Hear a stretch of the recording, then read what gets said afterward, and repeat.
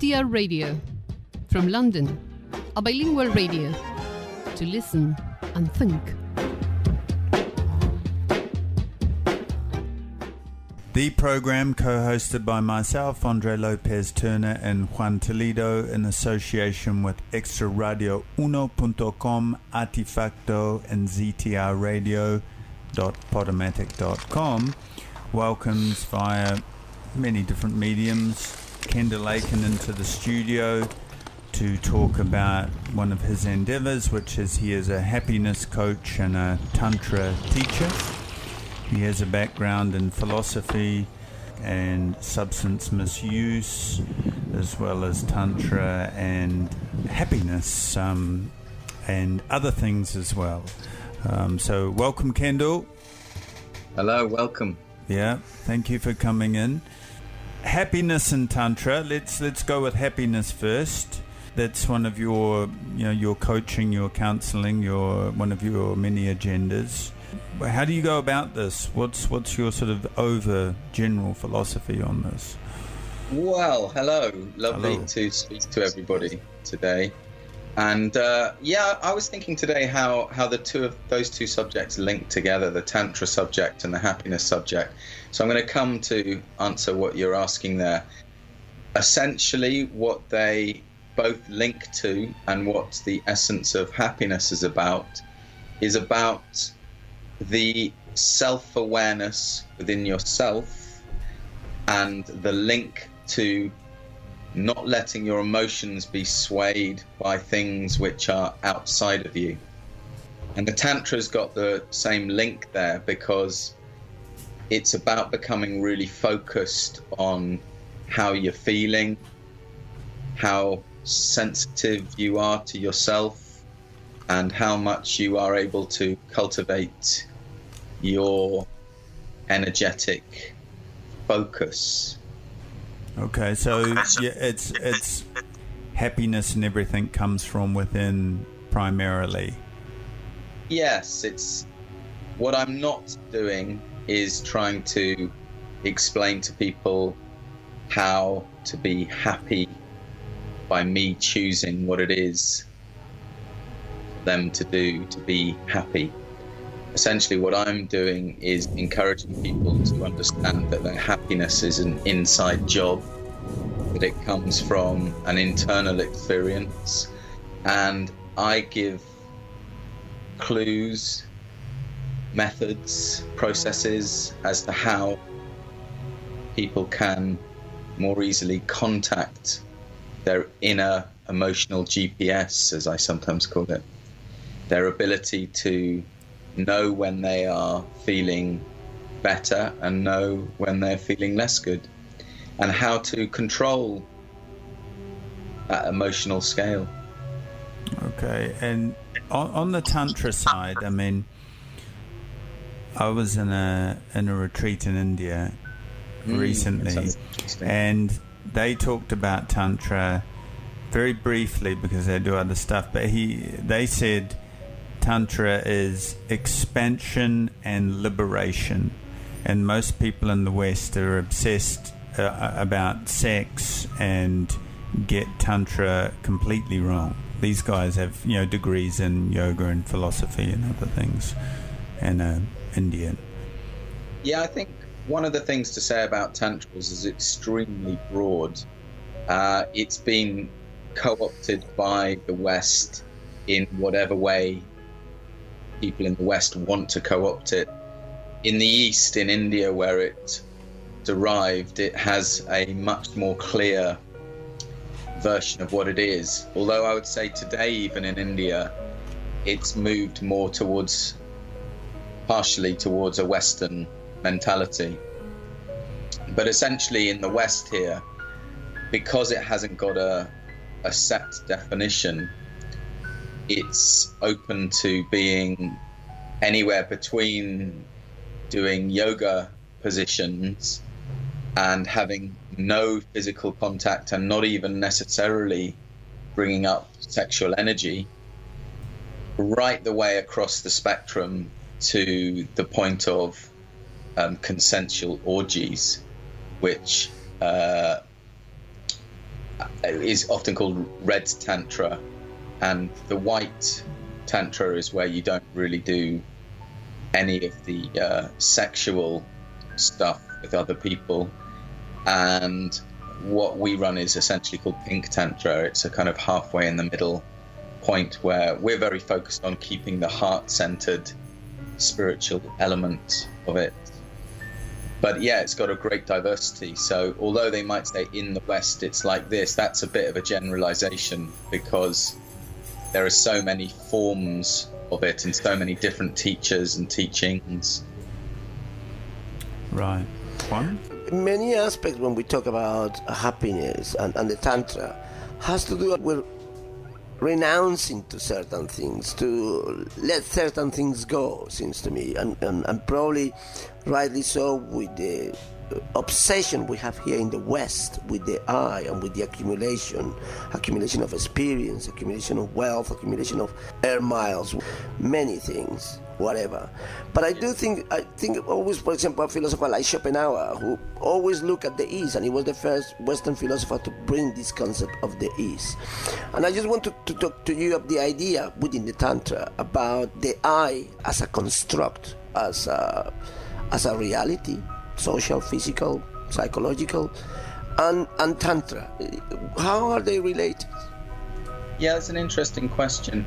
I would say that there is, what we often say in Tantra is that it's a bridge between the body and spiritual, whereas many spiritual paths are looking to transcend the physical. In Tantra, you're looking to integrate the physical in the spiritual. So from that point of view, I would say that there probably is a place for the I. The I then is aiming to meet the spiritual experience. So you are not trying to deny the body in any way. You're not trying to get away from the body. Do you want to say a little bit more about how you're understanding the I? Or if I can be a bit clearer about the question, perhaps. Well, the I, particularly in the way we conceive it here, I mean, in society, particularly in the West, again, it is something like, it's almost a construct, but it's a construct done of many factors. It's a construct of nature, nurture, education, aspirations, desires, and success in many ways. And the capitalist society presents us with an idea of a successful or happy I. It's an I that managed to achieve as much as he or she wants in a positive way. Let's keep it on the positive side. Yeah. But nevertheless, it's a construct. I think nevertheless it's something that I just wonder. The problem with society is that it's very difficult to resign, to basically to move away from that I when it's so constant and present in our life. Yeah. I kind of understand what you mean, and I suppose the bit I do understand is the paradoxical sense in which a lot of happiness, and here is where it crosses over into Tantra, has a lot to do with non-attachment. So it has a lot to do with not being, certainly in the happiness philosophy, has a lot to do with not being more happy because you've got £1 million in the bank, or less happy, that it's not relatable to how much money you've got or what objects you've got or what girlfriend you've got or so on and so forth. So it's one of the big things that I work with people in the happiness philosophy, is that a lot of people are held up, as it were, by their sense of status in society, what job they do, are they a husband, are they a father, and those things are very encouraging for people to feel good about themselves. The thing that I caution people against is that if you go down that route of being held up in your well-being and your happiness by the sense of status, for example, you have not really got a very clear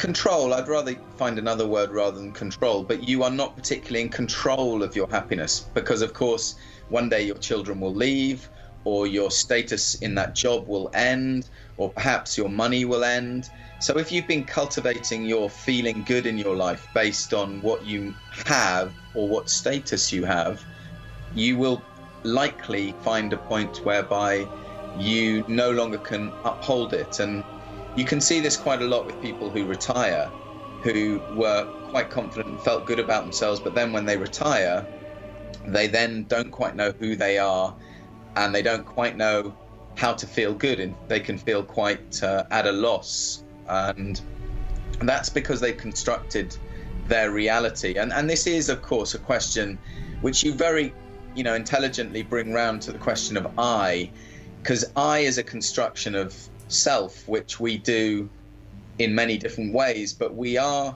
constructing a reality. And this is where, particularly in the happiness philosophy, on the deeper level, because it is worth pointing out here that to discuss the question of philosophy of happiness, there are many levels upon which we could discuss it. And it's a rather strange and interesting thing to talk on a radio, because you don't quite know who you're talking to. I do know both of you, so I can talk to you, but I don't know what level the other people. So some people will find what I'm saying to be too low level, and some people will find it to be too high level. But essentially you are dealing with construction of reality, and whether you're constructing the I of who I think I am, or whether you're constructing your sense of the fineness or okayness of the world, or of the okayness of yourself. And if you look at the literature and cinema about this reinvention of the I, the changing, the people who find happiness, even in the more mediocre films and TV shows and even Pulp Fiction stuff, you always find an element of that. There's a huge chunk of literature which deals with that, which deals with the reinvention of the I, to reconstruct the I in a different way in order to find happiness. Yeah, I mean, I'm slightly stumbling on that, to find happiness, because the way I view happiness is that it's always existent. It's a bit like the sunshine in the sky during the day, of course, and the clouds are our thoughts, or particularly our critical thinking, which cover over the happiness that is always there. So it's not so much to find it as to move the parts out of the way that stop it from coming through. And I think the way in which I would totally agree with you in literature and in films, and I like that element that bring forward the idea that we are a construction of ourselves, is the way in which, and this crosses over into Tantra, the way in which it's a practice about coming into your present moment. And in that present moment, looking for the appreciation of what you have in the now. Now, in the present moment, we don't have the history story of who I've been through my life, and we don't have the construct of who I'm going to be or where I'm going. We also move away from things like status or how much money I've got. If you can really come into your present moment more and more, you become someone almost who doesn't have a name as well. So you are deconstructing the I quite a lot. Of course, it's still the I of me who's coming into the moment of now. So in a way, you can never get away from it, and therefore you're caught in a paradox that the I is attempting to move away from the I, if that doesn't sound too philosophical and paradoxical. But essentially, that is kind of what's happening. You are coming into the moment of now, and in the moment of now, attempting to choose who you are and what you want to feel. More what you want to feel and what you want to focus on. This is fascinating, because I'm also interested in the we and the one. And so sometimes you hear that too much of the I is self-absorbed, and can also be a dangerous place to be, and a selfish place to be, and away from the we. We humans, we society, we group. this kind of thing, yeah? How do we navigate this kind of stuff? I'm almost inclined to actually go, you know what, should we just move on to how you actually work with someone who comes to you? But I'm just throwing that in there. And then another line that I like from actual a band, actually, and I think it corresponds maybe to what you're saying is, you know, you get away from yourself, free yourself from yourself. You're standing in the way of, I think is what you're saying, because you're talking about really an internal job all the time. It's very internal. It's an internal job, and it's about deciding where you put your focus. So focus is a really big word. To come back to the we thing, I've been quite interested, you know, we were talking about films just before. I was quite interested to listen to Jim Carrey lately, who's a very interesting chap, I think, actually, especially, you know, with his painting, but also his philosophy lately has been, well, certainly what I've caught up with lately has been interesting. And someone said to him, I like your spirit, man, talking about his soul, or I like your soul. And he said to them, what makes you think I've got a soul and that we are not just all soul?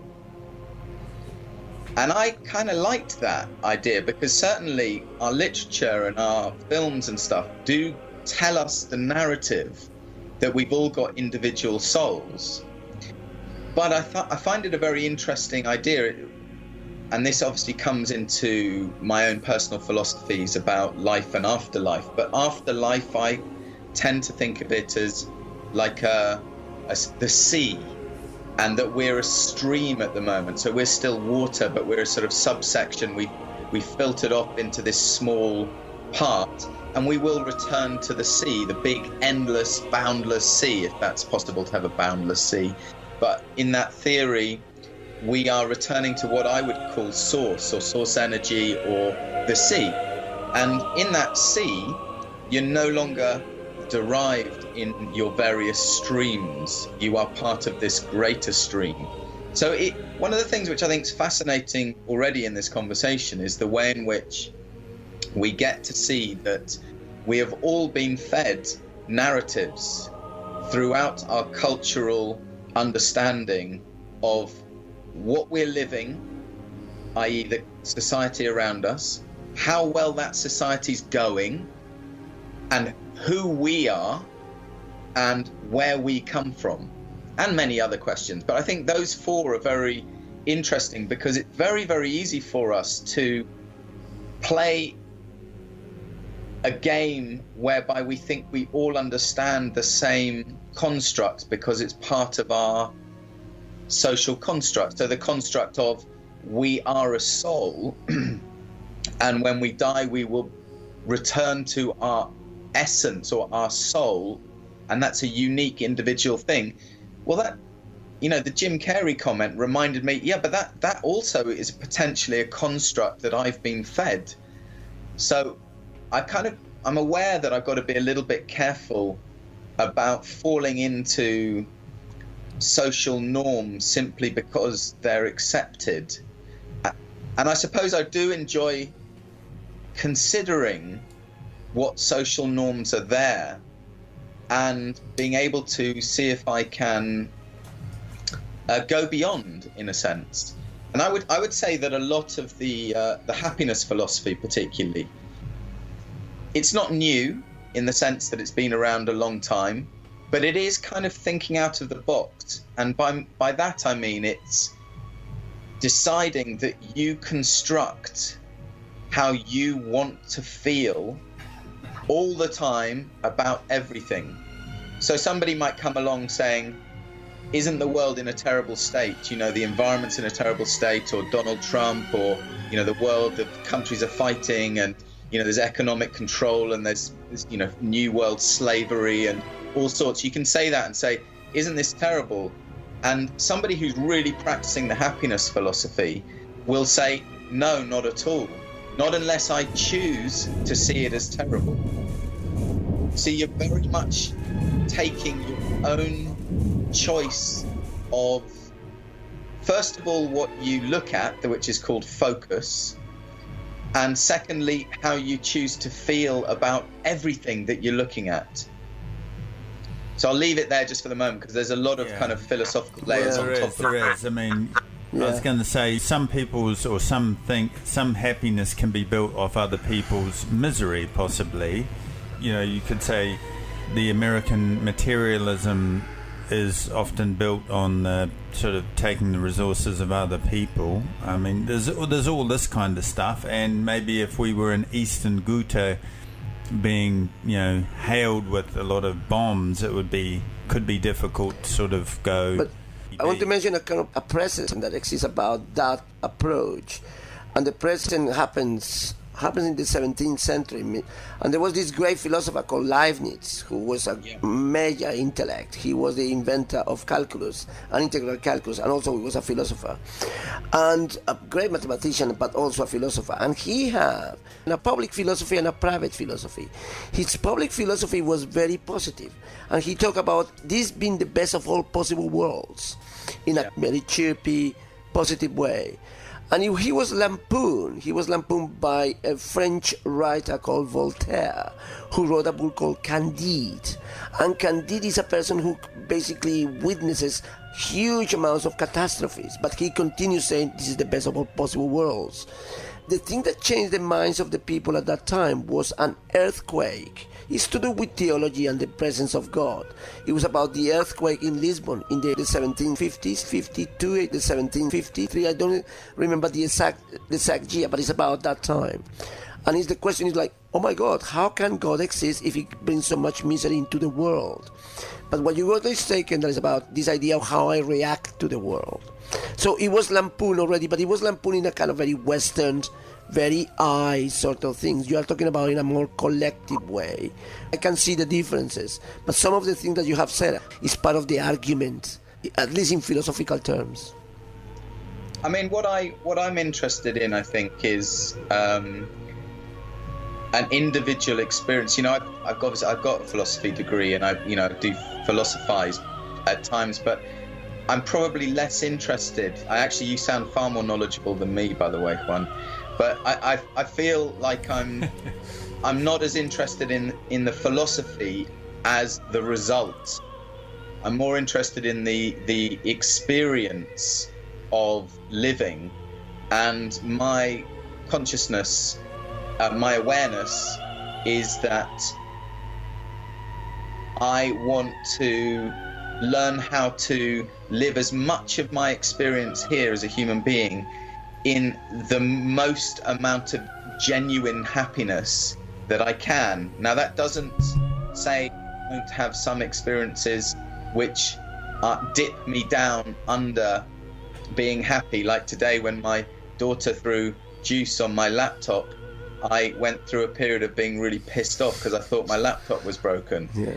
I then realized that it's still alive, and there was no need for me to get really pissed off. And there was a great learning in there for me, because without those opportunities, I don't get to test out my philosophy. Yeah. However, the thing is really about saying, yes, I can construct dialogues which find it intellectually interesting or not, or I can take part in a much more practical physical game which has real-time results to it. Yeah. You know, I used to be someone who would spend many years, many days, as Andre knows as well, you know, debating many points of philosophy, of world affairs.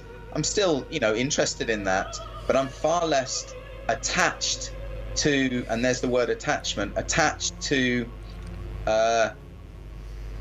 being frustrated by a situation or the world or a conversation or a philosophical debate.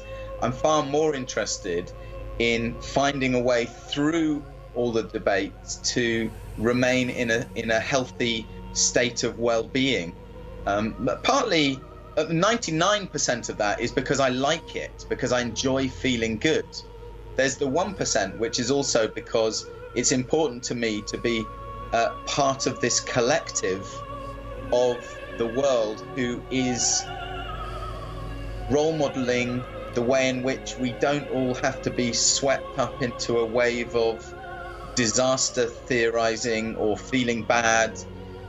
I don't know if I'm putting those percentages in a helpful way or not, but essentially my vast majority of why I do it is because I've worked out a way that it worked. And I don't want to sound like the first person who's done this, by the way, but it works what I do, and it works with coach, you know. I know, which means I think we need to come on to that now, which is, how do you go about this? So what is your sort of methodology or steps or processes or whatever word we want to talk about?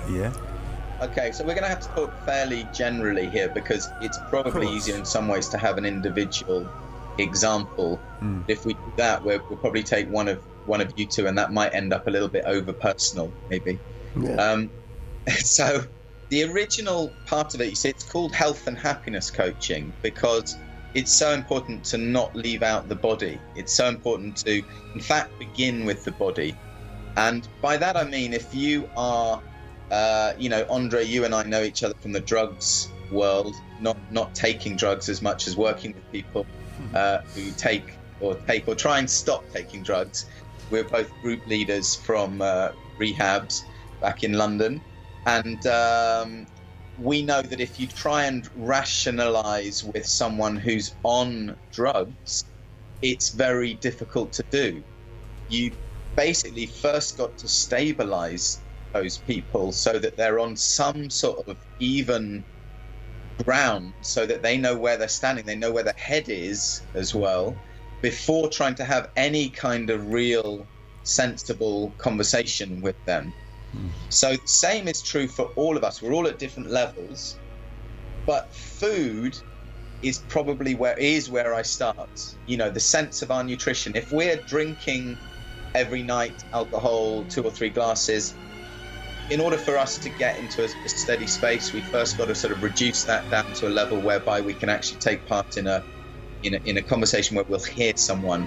If our food intake is McShit every night, you know, our chemical compound is going to be so depleted, very likely at least, that we will end up feeling as though we've got pains in our bodies, and these are taking a lot of our mental capacity away because we're trying to deal with not feeling great to start with. So in order to start really having a conversation about how to be happier, we kind of got to get onto a stable platform to be able to begin. So the basis of the health part of it is where I do a 10-week program, which is my most popular program, and it begins with the first 3 weeks is nutrition. So the mantra is eat well, sleep well, do regular exercise. The second week is relaxation and sleeping, because sleeping is one of the very underrated importances to physical well-being and therefore mental well-being. And then regular exercise, the third one, which makes such a big difference to the first two. Like it really aids your ability to eat well and to sleep well if you're doing regular exercise. So once you get onto a certain level of those 3, then you're ready to start taking part in the psychological side of it. But let me not underestimate those first 3. No. You know, they're pretty important and really challenging to be able to get yourself, if you've been following a pattern of regular McDonald's, to move yourself to healthy food that you're cooking for yourself and you know what's in the ingredients of it, and you're doing research about what the effects of that food is. That's a big leap. Yeah. Well, you know, we're talking about glycemic uptake and sugar and processed foods, and how it, you know, enters the bloodstream very quickly and gives you a spike, i.e. crack or cocaine, and how it hits your emotions, it takes you down. I mean, absolutely, you could never underestimate that, didn't you? So you go nutrition, exercise, sleep. So you yeah. Sorry to interrupt there. It's really important to. I'm just writing some articles at the moment about the way in which you have momentum and the importance of momentum. And with you can see this with the psychological side, but you can see it also with the physical side, that if you don't do any exercise, and it's normal for you to do no exercise, you obviously don't just start running 20 miles a day. You just walk to the corner, you know, you just start building up that momentum, because your momentum's very still, it's very slow. In fact, your momentum could be in reverse. You could be getting heavier and heavier and less able to breathe well, and your momentum is always moving. There's no such thing as a still point with momentum. Mm-hmm. In balance, you're always either moving towards better health or away from better health, towards more happiness or away from more happiness. And like anything, like learning to run, you know, if you are running 5 times a week, you will find that you are consistently getting fitter. You know, that's essentially what momentum is. It's the idea that something's getting easier as you practice it more. And you've got this same state with the psychological side of it. At first, it's challenging because it's not what most people do. And what I mean by that is you hear a lot about mindfulness.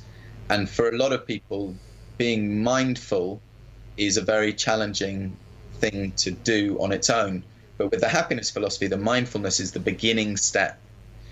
And what that means is it's about sitting, becoming aware of who you are in your patterns of thought, particularly. So you start becoming aware of what your thought patterns are, which sounds a little bit strange, because it's an interesting that we brought up the question of the eye earlier, because this is almost like the eye watching the eye. It's the witness of ourselves, and we're attempting to do that non-judgmentally, because another thing which we're prone to do is to watch ourselves with high levels of judgment about whether we are doing it right, advanced enough, angry about what we're doing. And this actually crosses over quite strongly, if I can, this doesn't overcomplicate stuff, with the Tantra side. Because in the Tantra, you're very much doing a similar thing. You are becoming conscious of who you are, and you're trying not to fill, or you're certainly practicing not filling that space with shame.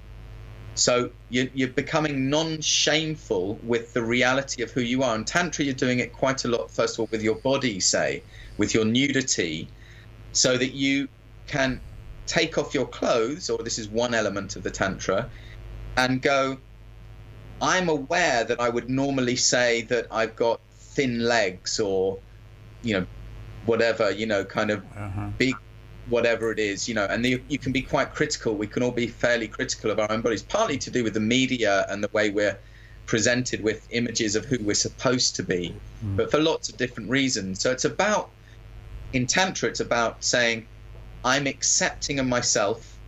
I'm going to be conscious of what the thoughts and the sentences are that are coming to me, which are critical. And I'm going to learn to be okay with, let's begin with my body. I'm going to learn to be okay with that. And the happiness philosophy is similar. You are first of all starting to look at yourself, look at your thought processes, and to start being interested without being judgmental. Well, negatively critical, yeah, because yes, judgmental in a negative sense, yeah.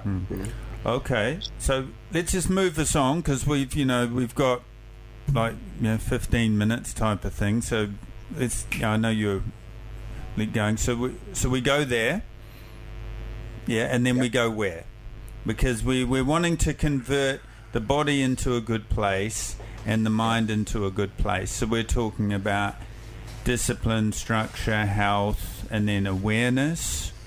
Yeah. So and then change, I presume, here. I mean, I don't know what week we're on here, maybe 5 or... I'm listening. Probably on... Because you take a couple of weeks to do the self-awareness practice. And it's so different for different clients, so we are really talking general. One of the things which... Yeah, we are talking general. I might do at this point with some clients, it depends which ones, but if somebody say it's come to me with a sense that they're not really discovering a sense of joy in themselves, one of the things I might do at this stage, so in week 6 or week 7, is ask them to start doing what I call the happiness walk, which is when they are out in having a walk somewhere, or they choose to go out for a walk, they really embody playing the role of someone whose body is extremely alive, like an athlete or a dancer. And as they walk with that bounce in their step, they breathe deeply, they have a sense of, I'm going to play the part of an extremely energetic, happy person full of well-being and strength and agility. So they're just playing it for a short period, 100 meters, something like that, in their stride, in their body shape, and in their experience, just for a short time. And that allows them to have some sort of anchor which they can recognize as their ability to switch quite quickly from a place which feels neutral or doesn't feel that great. And this is not the actual method, but what that is used for is in order for them to say, oh, I can actually recognize how quickly I could potentially move from a place of not feeling great into a place which is available to me all the time. So to get more into the nitty-gritty of how you would go about doing that, you essentially start choosing to look at the parts which you can see that feel good. So you start sifting through your life and recognizing, I mean, this is the beginning part as a general sense, is you generally look at the parts of your life which you find are really difficult to look at and still feel good about. So if every time you look at Syria and start reading about Syria, you find it churns you up and that's really difficult, you start just noticing that and saying, okay, for a while, until I've got the art of this, I'm not going to look at that area. If you find that when you talk to your parents, it becomes really argumentative and that's difficult, for a while you stay away from there. But essentially you start looking towards the areas that are easy to tune in to feeling good. So you go and walk in Hampstead Heath, or you find a flower that you particularly like, or you sit down and you lie relaxed and you indulge yourself in your bath for a while, really enjoying it. And you first of all start making those experiences more of the experiences that are filling your life. And that's perhaps the beginning stage, because again, that's a bit like the happiness walk. That's starting to bring your awareness around to the way in which you have a lot of potential to decide how you feel depending on what you look at. And the next stage would then be how you look at it. So it is possible to end up in a much further stage than this, looking at something which other people would find shocking and horrendous, like, let's take Syria, and still feel good as you do it, so that you don't get sucked into the whirlpool of angry feelings that you once did. Now, that's quite a lot more advanced. You need to go step by step in order to get there. But essentially, it's showing you that you can do that. You can get to that place. And part of it would be, again, that kind of original Buddhist concept of non-attachment. But it's certainly not Buddhism on its own. It's got a lot more elements than Buddhism. I presume that with different clients you got different techniques, but there might be things that you apply all the time, breathing, and those kind of mundane things that bring pleasure to you or to anybody, exactly. A long bath, a long walk, etc. Which is very interesting. So it's punctuating happiness with these mundane things that make you feel good about yourself or about the world. I want to talk to you about the time factor. And the time factor, with what Andre was talking of, the we, and the time factor of the now, the importance of the now. more than the importance of the past or the importance of the future. And this idea that you need to enjoy the moment as it is, the carpe diem, philosophy, if you want. But do you have any methods, any techniques about bringing that element of the now, that the important things, the happiness starts in these moments, and since we live in the present constantly, the now is essential? So I need to understand your question. No, well, the question is, do you bring any techniques dealing with time, like, for example, memory, to get into the now, to get into the good moment of the now? Well, one of the things which I'm just remembering, one of the clients I had a month or two ago, and he would be very, very good at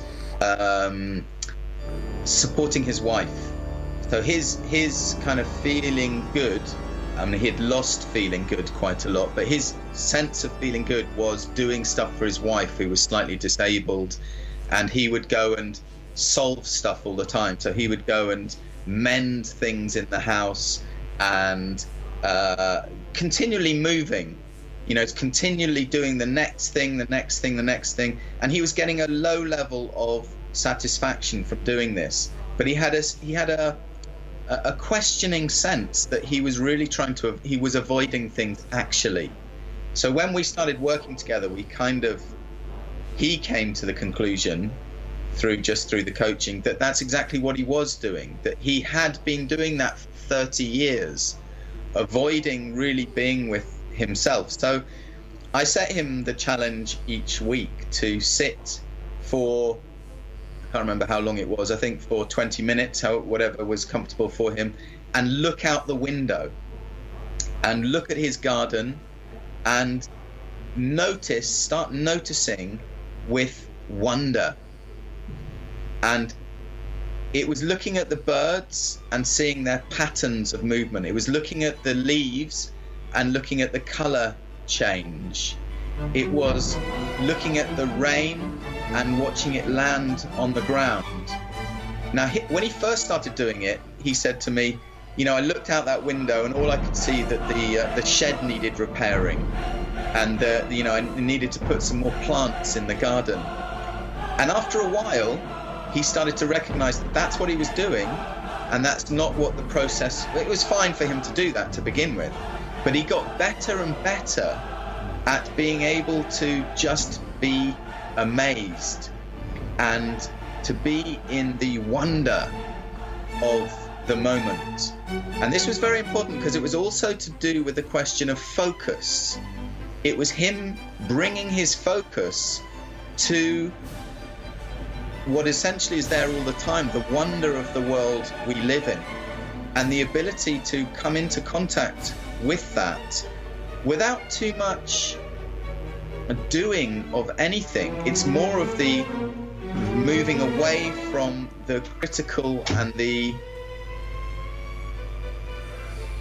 unpleasant experiences and the avoidance that he had been involved with for a long time. That came across to me as well as sort of, I think I got a sense of to sit there and just to observe, which is possibly, what they say, be a witness, observe, with no intervention and no action. Yeah. And a sense of appreciation. Well, pardon me? The bit we haven't come on to yet is the real key to being able to ramp up your emotional level is in the word appreciation. But what we've been talking about so far is how to get to a place where you're not too affected by your old patterns, your negative patterns of the way you look at stuff, because a lot of us are involved in negative patterns both of eating, sleeping and exercise. Well, it depends who you are, because some individuals do it brilliantly, but a lot of us can be in negative patterns which we're not even aware of. Then psychologically we can be involved in negative patterns which are to do with being critical. Critical thinking essentially draws your emotions down. And I'm not talking about critical thinking as in critiquing something, that's different. What I'm talking about is criticizing either yourself or others or something that's happening in the world. When you're doing that, you're essentially drawing your emotional level downwards. Now, if you're interested in the happiness philosophy, and let's just say not everyone is, some people would rather feel pissed off, but feel as though that was honest to themselves in terms of what the state of the world that they see is. For those people, it's more important to have that sense of their honesty, or whatever they may call that, than it is to feel good. And I'm not here to judge them. I'm just somebody who's more interested in my own feeling good than I am in feeling that I have some sense of truth or honesty about the world, because I'm somebody who believes that truth is really constructed by me rather than constructed by the state of the world. So where you really build these levels of feeling good is through the art of appreciation. It is through starting to, first of all, witness this garden just as it is, and then starting to practice the wow. The wow, isn't it amazing? Do I not so appreciate the way that the birds have this ability to fly? Isn't it incredible? Aren't I amazed? Aren't I appreciative of the way in which the birds come and take the worms. The worms then are not in my garden. I'm watching something that I didn't see before, and I'm starting to focus on bits that feel really good about it. If I can see bits which are feeling good, then I milk them. I see them again. I repeat that. I get into the sense of appreciation, and there I then can start building and constructing a world which only looks at the bits which find greatest appreciation. And then I start filling my world with as much appreciation as I choose to fill it with. Yeah, and you remind me of that dictum of the forgotten miracle of being alive. This idea that we need to live in a state of wonder. We should live in a state of wonder just by the mere fact that we are alive. Beautiful. I love that idea. Yeah. Yeah, and you reminded me then of watching certain sports. Our listeners can't see your daughter here. Yes, wonderful. Hello. Certain sports. I mean, you watch. I watch a lot of professional surfing and snowboarding and stuff, and then you watch football, and the appreciation of most surfers and snowboarders and skateboarders. It's like, I'm Andre, I lost to Juan and Kendall today, and man, they ripped. They were amazing. And then you pan to football and you watch it. It's a great game, marvellous game. Sometimes the loser can lose, but they played brilliantly. Yeah. And you get the managers and the players, and they are bitter, negative, and nasty.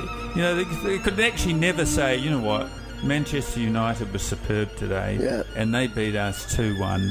Do you know what I'm saying? I think you're showing a great example of that. That's exactly the point. And but because the competition is business, it's an industry. So Well, but it's also a lack of appreciation of the actual game and the other people you're playing against. First of all, you wouldn't have the game if you two weren't playing against me, say. Yeah. So there's a lack of appreciation there, and then a lack of appreciation that the other people were also very good. I mean, and then pegging it back to an appreciation of life. I mean, I was with someone the other day who's particularly happy and jovial. I said, I pointed them out to them. I said, it's great. And she said, well, as soon as I wake up, I thank God that I'm breathing. And then I play some gospel music. And I mean, I hang on. I just thought, hey, this is superb. It's about focus, and I think your example's really nice there because the managers and people have got critical thinking going on, and they're not feeling good at that moment that they've lost. And you're very right in that they could very easily, and you're showing a fantastic example of it. They could turn around and go, wow, the opposition just played fantastically today. I was amazed at the fluidity of their playing and the way in which the players just worked as a team. But they don't say that because they're in the game of keeping a critical thought about loss. And that's the game they've chosen to play. I don't want to be critical of them being critical, if you know what I mean. It's the choice of each. It's the individual who's choosing to live in the way they choose to live. All I'm doing is saying, of all the things I can do in my life, I would like to spend as much of the time I've got alive in feeling as good as I can. And it totally is about regular appreciation. The latest articles I've been writing have been about the way in which, if we can create a daily pattern of behaviors, particularly, and I'm particularly using those eat well, sleep well, do regular exercise, but I wake up in the morning, I do exercises, and as I'm doing them, I am thinking, wow, I'm so appreciative of my body still working. You know, I'm sitting, and then I do meditation, and before I get into no mind meditation, I'm doing an appreciation for being alive, for this day, for my wife, for my child, for the house I live in, for the fact there's food. I'm doing appreciation for anything I can find, and I'm building that emotion in me. So when I begin my day, I've already set my emotional tone, and my emotional tone's already pretty good. It's quite hard to knock me off, because I'm already feeling charged up with appreciation. And if I keep on adding to that through the day, it's pretty difficult to knock me off, you know.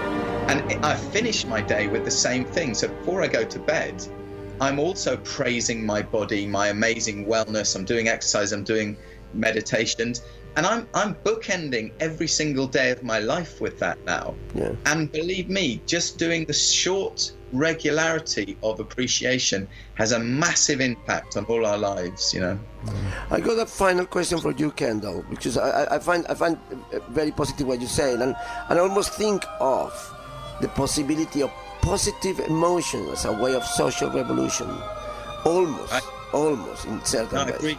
I think there's a wave of, I mean, of course, people like to see a wave all the time. You like to feel as though we're part of something new. And, you know, at the end of the day, the great thing about what I do with happiness is that it doesn't really matter what other people think of me. You know, there's plenty of people who think that I've, you know, lost the plot, or, you know, that I'm over positive about things, or they really don't. There are plenty of people who don't get it. Yeah, but the thing I was thinking was, in order to make it practical, well, not practical, because obviously it is practical. It's practical for the individuals, but in a certain way, in a universal way, almost. Let's say universal on the kind of in the social conscience that we have. Well, I don't know. I think that not that you need to, but I would imagine that there's an element in which you need to accommodate the political, or the political needs to be accommodated into it. And I'm not talking about the political as the war in Syria or anything like that. I'm talking about the political of the mundane daily life of politics, the sense of injustice at the job, the sense of not being paid enough, that kind of thing, bad job, these kind of elements. How do you accommodate those? I'm going to slightly disagree with you there, I think, because I think what the aim really is, from my point of view, is I do it myself. I role model that as much as I can. Other people may talk to me. I feel like the best thing that we can all do in our lives is, you know, that old phrase of be the change you want to see in the world. Be that person, live that life. And this is the choice for me. Your choice may be to go and demonstrate somewhere, or to go and make political change. That's your choice. So you've got a different level of importance in your life. Your level of importance is not about being the happiest you can be. It's about making the biggest change, or whatever way that is for you. That's your choice. For me, I coach people. I run groups in Tantra and other things, and it allows me to reach as many people who want that kind of lifestyle. But it's not for me so much to go and campaign for it, as much as to demonstrate it through role modeling, being that way. And anybody who's interested, I love to talk to people about it. I love to share it. I love to, anybody who wants to do coaching and is struggling with the money side, I love to do it anyway. You know, it's not about the money for me. It's about being part of what you talked about just before, a wave of change. But it's really important that I'm not feeling too connected to that wave of change. If the change comes, that's great. I will look for appreciation in that. If it doesn't, I'm going to be okay as well. Because the thing I'm doing is focusing on what I can appreciate. And it's not needing the world to be a different way in order for me to feel good. Cool. Well, look, we have to round this up.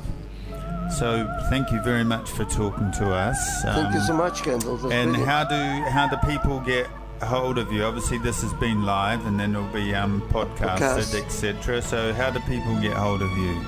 Can I give my phone number? Give me your phone number or website address, whatever. Yeah. Well, on our Tantra, we're on freedombridge.co.uk. Freedom All Bridge. one word, freedombridge.co.uk. If you want to do coaching, the easiest way, the most direct way, is just to call me. It's 07944 883 961. Okay. 07944 883 961. And essentially we can coach and Skype from around the world. So anybody who speaks English, we can work with people. And we love doing it, both me and my wife. My wife is also a Tantra teacher and psychosexual coach. So this is what we love doing. And I've got high appreciation for anyone who shows an interest, because to me there's nothing more important than living a life where we're inspiring other people to be happy while we're being happy ourselves. Are you I know you speak pretty good Spanish as well. Yeah, are you up for that? This is a bilingual. Pienso que no puedo hacerlo en español todavía. There you are. No, you gotta start somewhere. Muy bueno, seguro que sí. Okay. Well, hey, thank you very much, Kendall. And on behalf of extraradio1.com and ztrradio.podomatic.com and Artifacto. See you next time and next week. Yes. Thank you very much. Speak again, my friend. Take care. Thank you, Kendall. Bye-bye. Adios. Adios.